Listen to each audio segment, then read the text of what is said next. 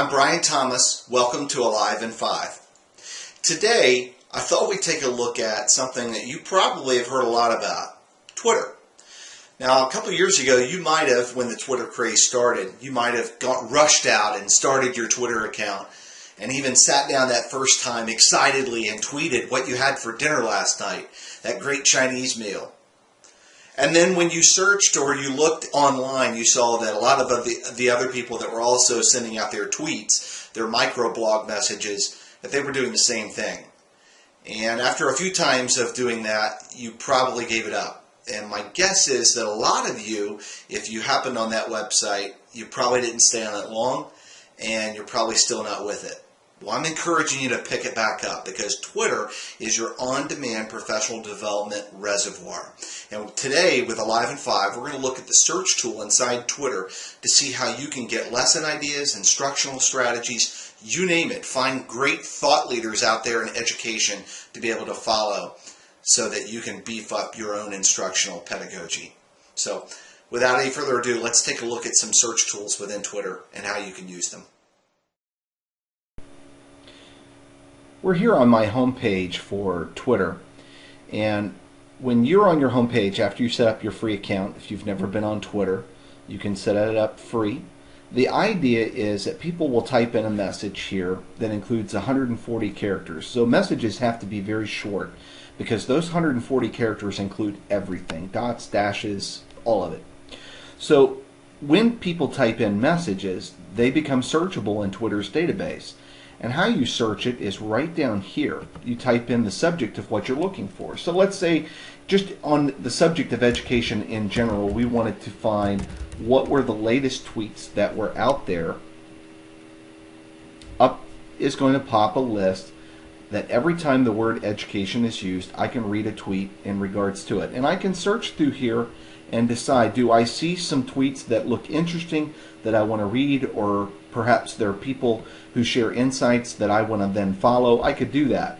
Now, one of the things I like to encourage teachers to do is to be a little bit more specific, and the way to do that is to use hashtags. And let me give you an example. Let's say that we're a high school U.S. history teacher and we're looking for ideas, or we're looking for interesting things in regards to World War II. Notice in the search box here, I typed in World War II, but the way that I did it is I included a pound sign in front. That's what in Twitterland they call a hashtag. And what it allows to happen is that all the tweets that have that very thread with the exact phrase WW2 would be included. And watch what happens when I search this. This is a little bit more laser focused way of being able to search and find different things. And so here I see some of the latest tweets that have been sent out that would include that hashtag.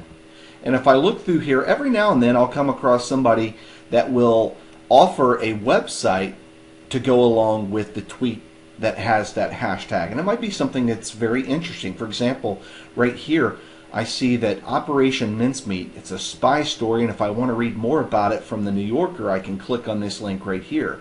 If I click on it, look what happens. I open up a great article from the New Yorker that I can share, or I can just read for my own benefit as a teacher.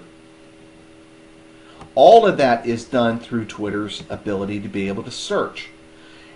One of the things that I also encourage teachers to do is to go and find thought leaders that are out there in education and follow them through Twitter. And the way that you can do that is to also use some hashtags. Now, ones that I like to really drive people towards are EdChat.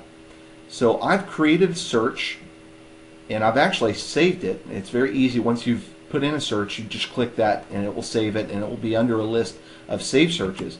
But when I click on EdChat, I will find hundreds, thousands of people, teachers, educators, administrators that are out there sharing wonderful ideas. And I can find those ideas through that hashtag EdChat. I can sort through here, read what I want, retweet things that I think are interesting, or if I decide that somebody shares something so incredible that I want to then follow, all I have to do is to click on their icon. Up will pop a list in which I can determine if I want to follow that person or not. So using the search tool in Twitter is very powerful. as you will find. You name it, whatever topic you're looking for. If you're looking for instructional strategies, you can search them on Twitter. If you're looking for ideas surrounding classroom management, you can find it on Twitter. If you're looking for ideas about how to explain the Pythagorean theorem, guess what? You can find it on Twitter. So it's right here. It's your on-demand professional development reservoir. Twitter is your on-demand PD reservoir. My recommended list of people to follow is here. There's obviously a lot more that you could follow. These are 4 that I like because of what they bring to the table. Web 20 Classroom has a lot of ideas surrounding Web 2.0 tools and how to use them inside your class. Shel Terrell and Tom Whitby are both leaders of EdChat, which happens every Tuesday during the day and then also in the evening. It's a threaded discussion, which I think is really great. And one of the people that you'll find on EdChat is R. Liburni. She's got a lot of great ideas that I really like as well. You can also follow me on Twitter. My address is there if you want to follow the URL directly. It's www.twitter.com/Brian_Thomas TCI, one word. Or if you want to do it just like theirs, it's at Brian_Thomas TCI. You can learn more about us and great lesson ideas at teachtci.com. Fan us on Facebook or follow us on Twitter at TeachTCI, or even share your own at Teacher Genius. Thanks for coming to Alive in 5. We'll be back.